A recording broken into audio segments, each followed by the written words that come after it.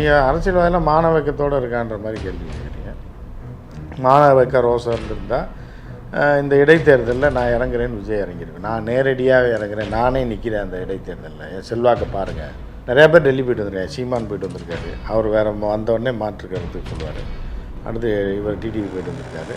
எடப்பாடியை கூப்பிட்டுருக்காங்க, போக மாட்டேன்னு இருக்காரு. அதுக்கு தான் இந்த ஆதவ அர்ஜுனான்னு சொல்லி ஒரு அறவேக்காடு இருக்குது, அதுவும் டெல்லி போய்ட்டு வந்திருக்கு. ஆதவ அர்ஜுனா யாருங்க? பஸ் ஸ்டாண்டில் நிற்கிற ஒரு பயணி. எந்த வண்டியில் அவன் போனால் யாருக்குங்க பிரச்சனை இல்லை. அவர் ஜெயிக்க வச்சாரு. யார் ஜெயிக்க வச்சா? அவன் யாருங்க? ஐபாக்கில் பிரசாந்த் கிஷோரை கூட்டு வந்தாங்க. ஏங்க எவனே ஒருத்தனை கூப்பிட்டு வந்து அவன் ஜெயிக்க வச்சான்னு சொன்னீங்கன்னா அப்படிங்க. அப்போ வந்து நீங்கள் தான் விஜய் இயக்குறீங்கன்றது இப்போ ஓப்பனாக தெரியுதா? அப்போ நீங்கள் சப்போர்ட் பண்ணுறதுலேருந்து வேறு யாருக்காக சப்போர்ட் பண்ணிங்களா? வேறு கட்சிக்காரனுக்கு எதாவது பண்ணிடுறீங்களா? இப்போ விஜய் ஃப்ளைட்டு வந்து வீண் குதிக்கிறீங்களா? பேர் வெளியாச்சு, யார் கூட போனாங்கன்னு. இப்போ திரிஷா கூட போனதை நீங்கள் ஏற்றுக்கிறீங்களா? அது சொல்லுங்கள்.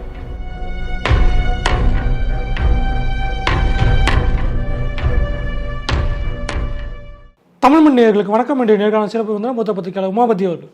வணக்கம் சார். வணக்கம்மா.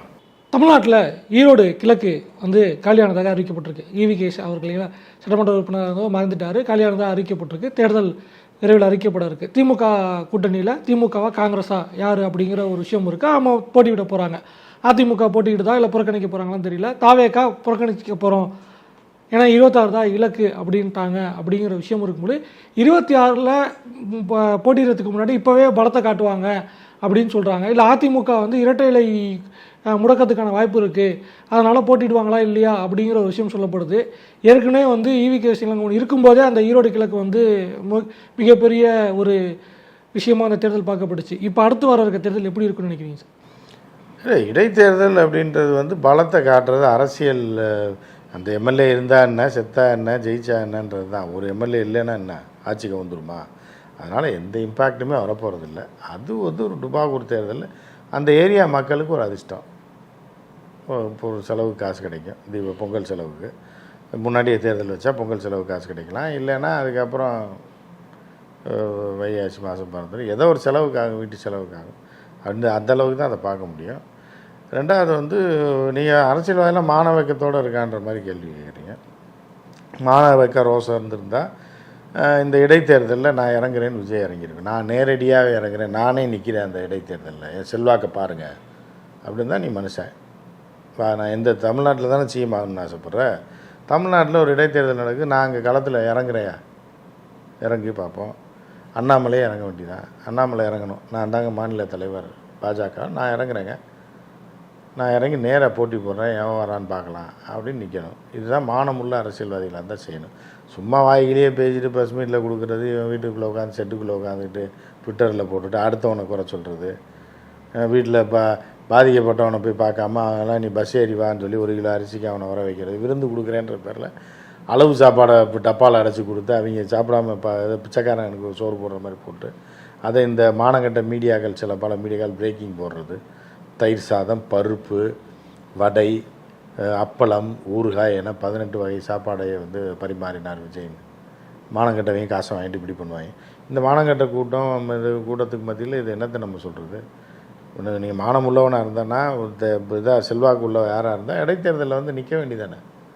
அடிச்சு வா, நான் பார்த்துக்கிறேன், எனக்கு செல்வாக்கு இருக்கியா, காட்டுங்க வாங்க. இதை இன்னொரு தரப்பு என்ன சொல்கிறாங்க அப்படின்னா, அதிமுக போட்டியிட வாய்ப்பு இருக்குது. விஜய் வந்து அதிமுகவுக்கு சப்போர்ட் பண்ணால் விஜய் போட்டிட்டா தோக்கிறதுக்கு சாத்தியக்கூறுகள் இருக்காங்களா? அதிமுகவுக்கு சப்போர்ட் பண்ணால் இப்போவே வந்து திமுக கிட்ட வந்து ஒரு டஃப்பாக காட்ட முடியும். பார்த்தீங்களா, அதிமுக சப்போர்ட் பண்ணி பண்ணிட்டேன்.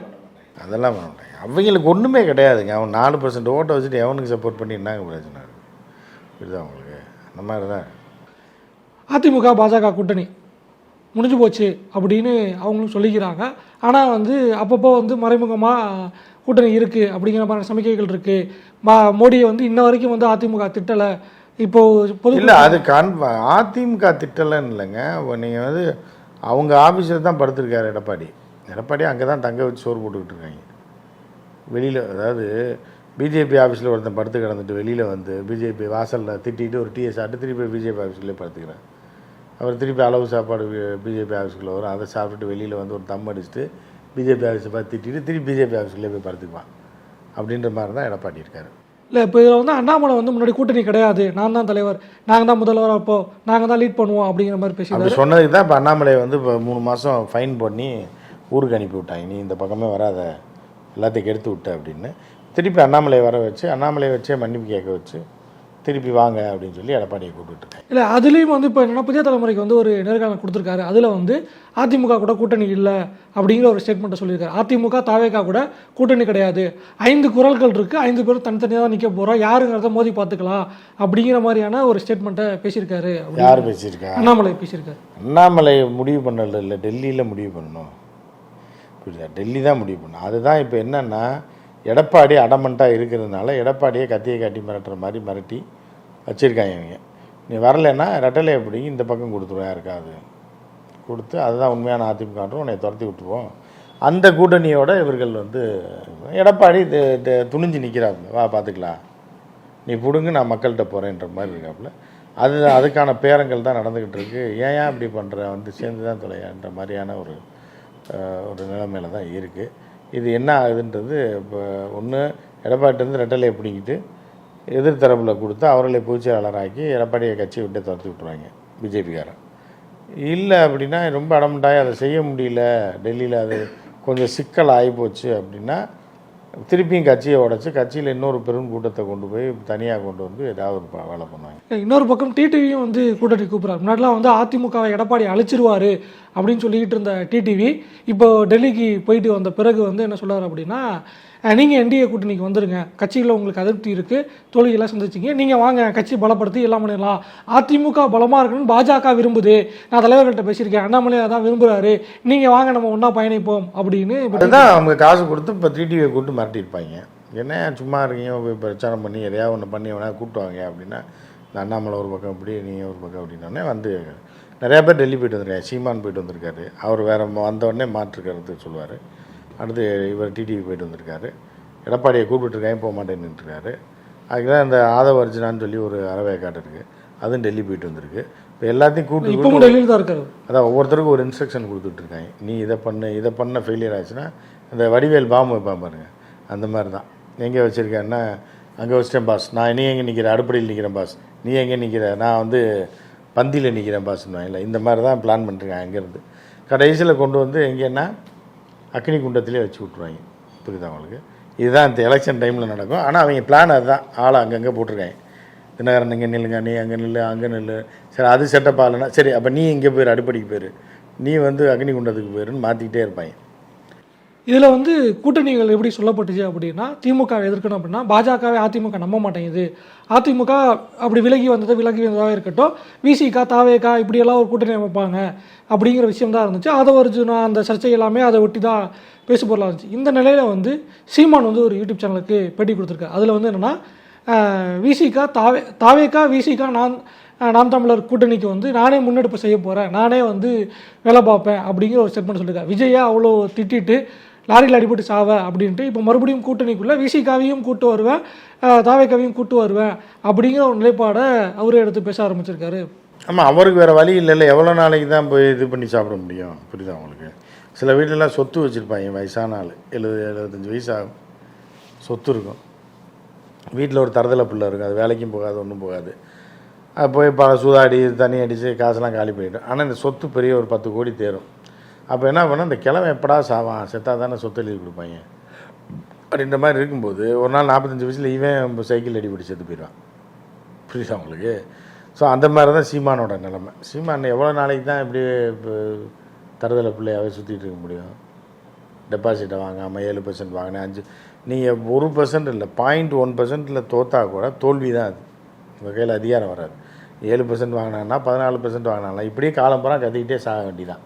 அதனால் அதை வந்து இப்போ தெளிவாகிட்டார் சீமான். என்னென்னா நம்ம யாரோடையா சேரலை அப்படின்னா காலத்துக்கும் கத்திகிட்டே தான், இப்போ அடுத்தவன்ட்ட வாங்கி தான் தின்னுட்டு திடீர்னும் நம்ம எந்த பதவிக்கு வர முடியாதுன்றதுனால இப்போ வந்து சரி விஜயை சேர்த்துக்கலாம் அப்படிங்கும்போது விஜய் சேர்க்க மாட்டாருன்னொடனே அந்த கடுப்பில் தான் விஜயை வந்து வண்டியில் அடிப்படி செத்துருவேன், லாரியில் அடிப்படி செத்துருவேன்னு சொன்னது.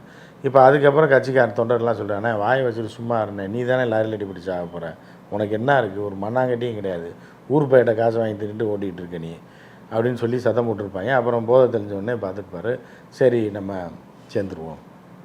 திருப்பி ரஜினியெல்லாம் வர போய் பார்த்துருந்தோம்ல சார், அதை தான் பேசி அவங்க ஒரு லாபி பண்ணுறாங்க. ஒரு லாபி பண்ணிகிட்ருக்காங்க. சீமானை கொண்டு ரஜினி சப்போர்ட்டில் அண்ணாமலை சப்போர்ட்டில் அதிமுக இப்படின்னு இதே ஒரு பண்ணிகிட்ருக்காங்க. எல்லாம் பண்ணுவாங்க, எல்லா முயற்சியும் பண்ணுவாங்கல்ல. இல்லை, இதில் இவங்க பேசல வந்து எல்லாருமே வந்து திமுக கூட்டணிக்கு எதிராக, எப்படி மோடிக்கு எதிராக எல்லாம் ஒன்று சொன்னாங்களோ அந்த மாதிரி திமுகவுக்கு எதிராக, ஸ்டாலினுக்கு எதிராக அப்படிங்கிற ஒரு நரேட்டிவை செட் பண்ண பார்க்குறாங்க. ஆனால் எல்லாரும் வந்து அவங்க தனிச்சு அப்படிங்கிறத தாண்டி திமுக கூட்டணியில் இருக்க விசிகாவை வச்சு தான் இவங்க வந்து அடிஷ்னலாக வந்து கணக்கே எழுதுகிறாங்க அப்படிங்கிற விஷயம் இருக்குது. ஆனால் விசிகா தெளிவாக சொல்லிட்டாங்க 26 மட்டும் இல்லை 31 வரைக்கும் நாங்கள் இங்கே தான் இருக்க போகிறோம் அப்படின்னு. அது சொன்ன பிறகும் விசிகாவை ஆரம்பித்து அதை பிள்ளையா சொல்லி மாதிரி அதை போட்டு இவங்க கணக்கு எழுதுகிறாங்களே, ஏன் இவங்களா ஒரு நரேட்டிவ் போகாமல் விசிகாவை துணைக்கு எழுதுகிறாங்க? அது வழி இல்லை, வக்கத்தை என்ன பண்ணுவான், இருக்கிற ஆளை இப்போ இழுத்து போட்டு தான் பார்ப்பான். அந்த மாதிரி தான் இப்போ கோயில் கும்பாபிஷேகம்னா முதல்ல யார் எழுதுவாங்க, யார் டொனேஷன் கூட கொடுப்பாங்களோ அவங்க பேரை தான் முதல்ல எழுதி அண்ணனை பார்க்கணும், இவர்கிட்ட 10,000 வாங்கலாம், இவர்கிட்ட 5,000 வாங்கலாம் எழுதுவாங்களா. அந்த மாதிரி தான் எவன் மெயினாக இருக்காங்களோ அவங்கள வச்சு தான் பிளானே பண்ணுவாங்க. இவர் எப்படி 10,000 கொடுத்துருவார் ரேடியோ செட்டுக்கு, டியூப் லைட்டு, இதுக்கெல்லாம் ஓகே பந்தல் போடுறதுக்கு. அதுக்கப்புறம் மீதி காசு ஒருத்தட்டே வசூல் பண்ணலான்னு ஒருத்தரை டார்கெட் போடுவாங்க. அந்த டார்கெட் தான் விசியா. அதனால் இவங்களுக்கு அந்த வழி வக்கு கிடையாது, அதுலேருந்து சுரண்டி திக்கிறவங்க. அதனால் இவங்க அப்படி தான் ஃபஸ்ட்டு போடுவாங்க. இப்போ போன வாரம் வரைக்கும் வந்து ஆதவர்ஜுனா வச்சு விசிகாக்குள்ளே ஒரு பிரச்சனை ஏற்படுத்தினாங்க. அவரும் விலகிட்டார். விலகிறதுக்கு முன்னாடியே அவருக்கு அஜெண்டா இருந்துச்சு, நாங்கள் சுதாரிச்சுக்கிட்டோம் அப்படின்னு சொல்லி திருமாவளவனும் சொல்லிட்டார். இதோட அங்கே முடிஞ்சிச்சு.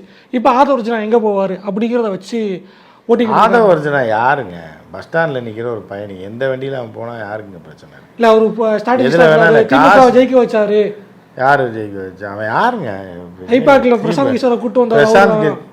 ஏங்க எவனே ஒருத்தனை கூப்பிட்டு வந்து அவன் ஜெயிக்க வச்சான்னு சொன்னீங்கன்னா எப்படிங்க? ஏன்னா அதான் எவனா சொன்னேன், இந்த பஸ்ஸில் இப்போ எந்த பஸ்ஸு போகும் அப்படின்றக்கா டி நகரில் போகிறீங்க நீங்கள் சம்பளம் வாங்குறதுக்கு. நான் போய் கையை காமிச்சு இந்த பஸ்ஸு சொன்னதுனால தான் அவர் போய் ஆஃபீஸில் சம்பளமே வாங்கினார், வேலை கிடச்சின்னு சொல்கிறேன். கதைங்க அது, புரியுதா உங்களுக்கு? இதெல்லாம் யாருன்னே தெரில, எவனா என்னதான் பேசுகிறான். இப்போ அதில் வந்து என்ன சொல்கிறாங்கன்னா, தாவேக்கா போக முடியாது, பொதுக்குழுவில் வந்து அதிமுக விளையாட்டை மேம்படுத்துறதுக்கு ஒரு குழு வச்சுருக்காங்க, உதயநிதியை கவுண்டர் பண்ணுறதுக்காக. உதயநிதி வந்து இங்கே இளைஞர்களை கவர்ந்துருக்காரு, சிறப்பாக செயல்பட்டுக்கிட்டு இருக்காரு, அவருக்கு கவுண்டர் கொடுக்கறதுக்கு இளைஞர்களை இருக்கணும் அப்படின்னு விளையாட்டை ஃபோக்கஸ் பண்ண போகிறாங்க. அது புதுசாக இன்னைக்கு உருவாக்கப்பட்டிருக்குது. அதுக்கே வந்து இப்போ அவர் எடப்பாடியை வச்சே விளாண்டுக்கிட்டு இருக்காங்க, பந்து மாதிரி எத்தி விட்டுக்கிட்டு இருக்காங்க. அவர் எங்கே போய் எடப்பாடியை பந்தாக்கி விட்டு அப்புறம் பிஜேபிக்காரன்னு அவனும் போட்டு இதுக்கு தலைவராக போட்டு எடப்பாடியை கட்டி பிடிக்கிறதுக்கா, கோல் விழுகாமல் பிடிச்சி எடப்பாடி அவங்க எத்துறதுக்கு, கோல் போஸ்ட்லேருந்து ஒரு விழுகாமல் பிடிச்சிக்கிறதுக்கா. காமெடி பீஸுங்க அவங்களாம். அவங்கள பற்றி நீங்கள் கேட்டுருங்க, எடப்பாடியே ஒரு காமெடி பீஸ். நீங்கள் இன்னொரு விவகாரம் அண்மையில் சர்ச்சையானது வந்து நடிகர் விஜய். அவர் வந்து ஏற்கனவே சொன்னீங்க, நான் வந்து போய் பார்த்தா கூட்டம் வந்துடும் அப்படின்னு வீட்டுக்கு கூப்பிட்டு ஃபோட்டோ எடுத்தார் அப்படின்னு. அதுக்கு பிறகு வந்து நடிகை கீர்த்தி சுரேஷுடைய திருமணத்துக்கு போனார். அது ஒரு தனிப்பட்ட விவகாரம். அந்த வீடியோலாம் வந்துச்சு, அந்த பேசஞ்சர் லிஸ்ட்டெல்லாம் வந்துச்சு. இதுக்கு வந்து ஏற்கனவே அப்போலாம் கண்டனம் வந்துச்சு. இதெல்லாம் சொல்லி பிறகு அண்மையில் வந்து அண்ணாமலை, அது எப்படி ஒரு தனி மனிதரோட லிஸ்ட்டு வரலாம், நீங்கள் வந்து சிசிடிவி செக் பண்ணுங்கள், அங்கே இருக்க போலீஸ் யாருன்னு பாருங்கள், நாங்கள் வந்து சென்ட்ரல் ஏவியேஷன் மினிஸ்டருக்கு கொடுக்க போகிறோம், இப்படிலாம் நீங்கள் அரசியல் பண்ணலாமா அப்படின்னு சொல்லிட்டு இதுக்கு திமுக தான் காரணம் அப்படிங்கிற மாதிரி. யார் டிக்கெட் போட்டு கொடுத்தது, யார் இது போட்டதுன்னு தெரிஞ்சு போச்சா? இப்போ ஃப்ளைட்டில் கூப்பிட்டு யார் சப்போர்ட் பண்ணுறாங்க, அந்த ஃப்ளைட்டு இப்போ சார்ட்டர்ட் ஃப்ளைட்டு அதை புக் பண்ணி ஆக்சுவலாக வந்து எல்லாமே சட்டப்படியாக நடக்குது, ஒன்றும் கிடையாது.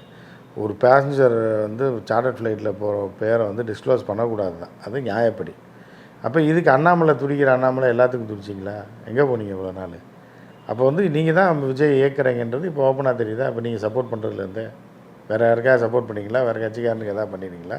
இப்போ விஜய் ஃப்ளைட்டை வந்து வீண் குதிக்கிறீங்களா, பேர் வெளியாச்சு, யார் கூட போனாங்கன்னு. அப்போ திரிஷா கூட போனதை நீங்கள் ஏற்றுக்கிறீங்களா? அதை சொல்லுங்கள். இல்லை, அது ஒரு தனிப்பட்ட விவகாரம். தனிப்பட்ட விவகாரம் யார் கூட போனாலும் ஏற்றுக்கிறீங்களான்னு கேட்குறேன். தனிப்பட்ட விவகாரம் தான். அவர் அரசியலுக்கு வந்துட்டார்ல. ஒரு கல்யாணத்துக்கு பொண்டாட்டியோட போவாங்களா, இன்னொரு நடிகையோட போவாங்களா? நடித்த நடிகை இவங்க சக அதை தான் where is family, where is son, where is daughter. ஒரு நியாயம் வரல. உங்கள் வீட்டில் வந்து இப்போ நீங்களே என்னை கூப்பிட்றீங்க, மூத்தவர் எனக்கு கல்யாணம் வாங்க அப்படின்னா, நான் பக்கத்து தெருவில் என் ஃப்ரெண்டை கூப்பிட்டு வந்தேன்னா எப்படி அது ஒத்து வரும்? நீங்கள் எதுக்கு கூப்பிட்றீங்க, என்னையா வாங்க அக்காவும் கூப்பிட்டுவாங்க அப்படின்னா நான் என் குடும்பத்தோடு தானே போகணும். நீ கூட ஒரு நடிகை வர்றதை பற்றி தப்பு கிடையாது. என் குடும்பம் வேர் இஸ் மை ஃபேமிலி அப்படின்னு ஒரு கேள்வி வரும்ல. ஸோ அதெல்லாம் தான் சமூகத்தில் வரும். அதை பார்த்து தான் மக்கள் ஓட்டு போடுவாங்க. இதுவரை எங்களோட கருத்துக்களை பயணமிக்கை. ஓகே, நன்றி.